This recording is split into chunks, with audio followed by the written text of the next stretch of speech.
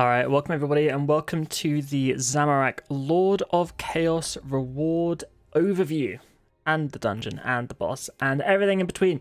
So they've done a little news post on the main page here. I'm going to go through the important stuff, including the new tier 95 bow, including greater sunshine and death swiftness, and a really fancy new melee armor set that's really going to change how the game is played.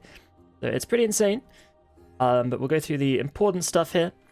First of all, we have the Hexes versus runes. So, around the Zamorak arena, we have 6 platforms, or runes, I suppose. And you activate one platform, you get a buff. But at the same time, Zamorak also gets a buff. So, these are all the effects here. We can kind of guess what they might be.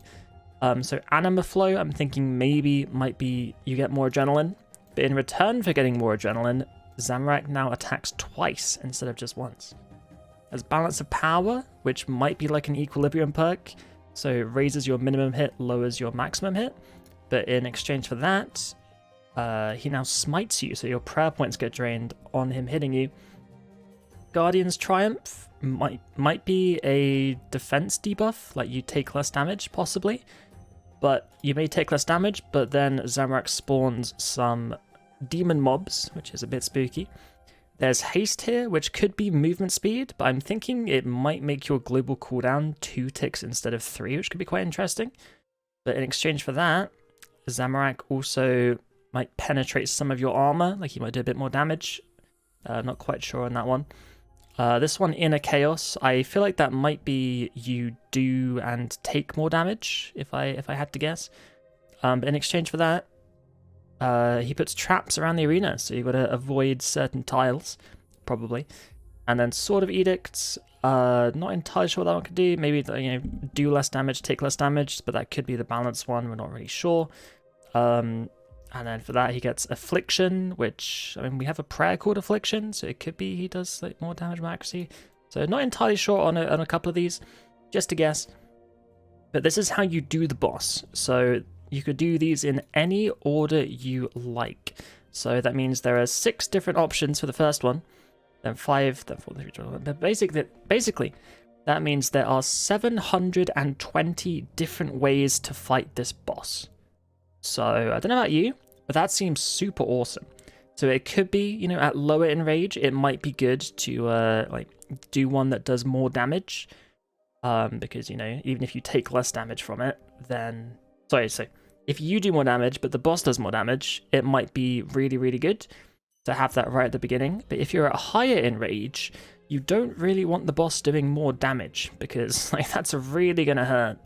So you might have to really change your strategies around depending on how high in rage this is. And I think that is super duper cool. So really cool ideas here. Really like it. Yeah, you can do it any order you like, but you have to do all of them over the course of the fight. So it's up to you how to plan your fight to best suit your ability and the difficulty of the boss at the time. And in terms of difficulty, there are 3 different modes. There is Story Mode, which is very much like story mode right now in Elite Dungeons, except this story mode gives you some loot. So even if you're very inexperienced, you can do the Zamorak dungeon and you can get loot, which is pretty cool. Like even the rare stuff, which is pretty awesome. Obviously they're going to be quite a bit rarer than doing it normally, but that's really good to just include some of these lower level players, less experienced. So it's a nice update that it encompasses everybody. Then we have normal mode, just the standard stuff, which I think they said is a step up from God Wars 3 right now. So a little bit harder than normal mode Carapac or something. But then we have Enrage mode, which this is the true test. This technically goes up to 60,000% Enrage, which, let's be honest, I don't think anyone's going to get there anytime soon. I don't know what the cap will be at, but chances are maybe we'll see a 10,000% enrage. But I feel like anything much higher than that, everyone just gets one shot from even the smallest basic, so might be a bit doomed. But that looks pretty damn cool. Looking forward to climbing that myself.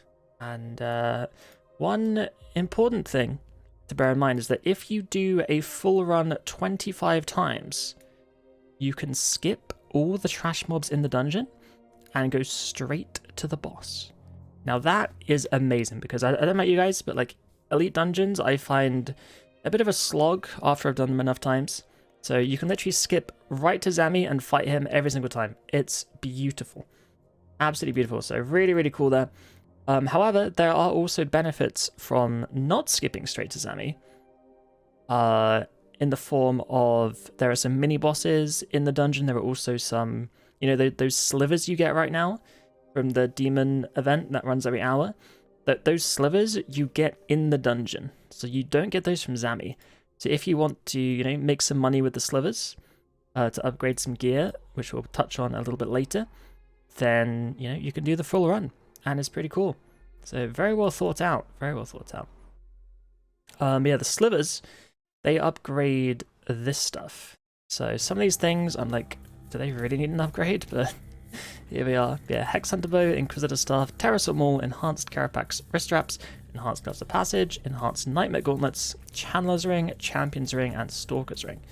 So what they said they do for the well, I think it was most. I think they basically said the effects of these items will be enhanced. So Inquisitor Staff right now is like tier 97, I believe. So that could be going to like, you know, tier 100 damage or something. Like, it's going to be pretty nuts. So we'll have to see what happens there. And like the Stalkers and Champions Ring currently a little bit lackluster. But I feel like the Channeler's Ring is like more than fine right now. So like same with Inquisitor Staff. I'm quite surprised to see those on there, but we'll have to see what they do.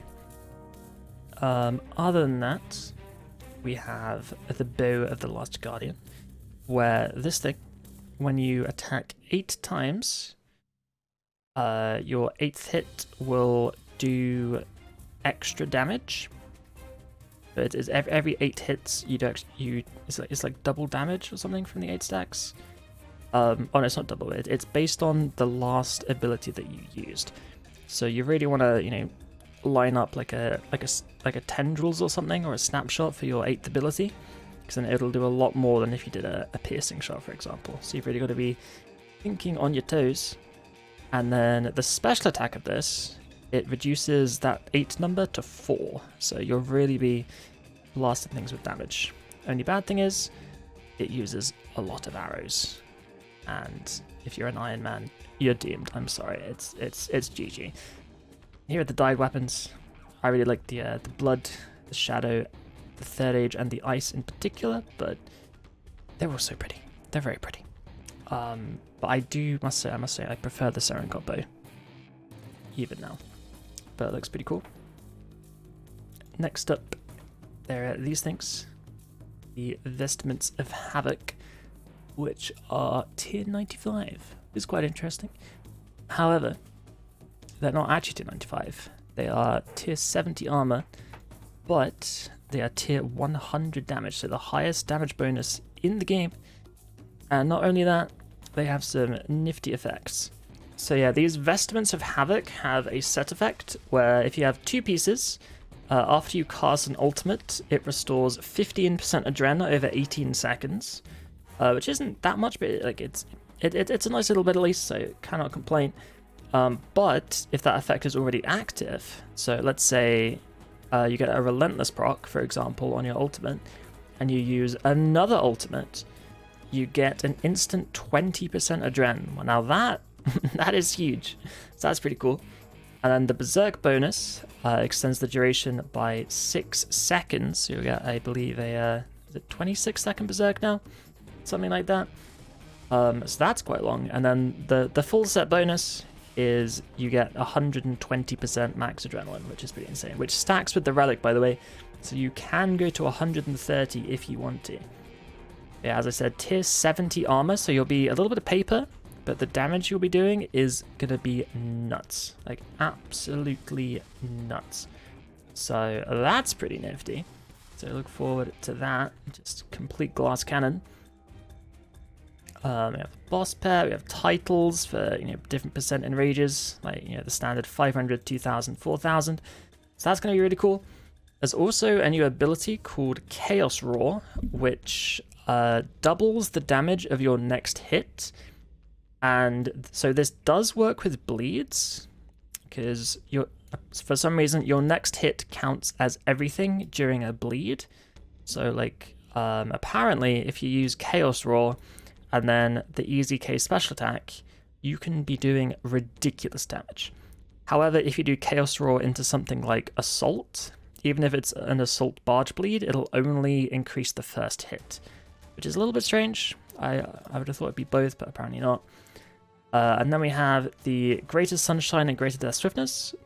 These are essentially Planted Feet Sunshine, but you get the damage that it otherwise would do. It doesn't do much, it's like, there's little 300 ticks or whatever, but it does a little bit over the duration.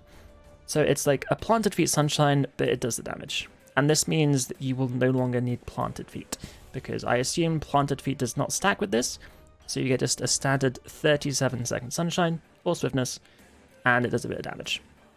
So happy days. And apart from that, that's all the rewards that we got to see today. There are more rewards. There were 4 different ability codexes, and we've only seen 2 here, so there are 2 secret ones. We don't know what they are yet. We'll have to wait and see. And I guess one thing to mention with the armor here as well is it doesn't have a glove slot, so you can still, Gloves of Passage or Cinderbanes if you would like, without losing any of your much loved bonuses. So that is that done for today, guys. That is your little quick guide to the rewards from the boss and the dungeon itself. So yeah, look forward to the 4th of July. Cannot wait to get exploring the rest of this guy.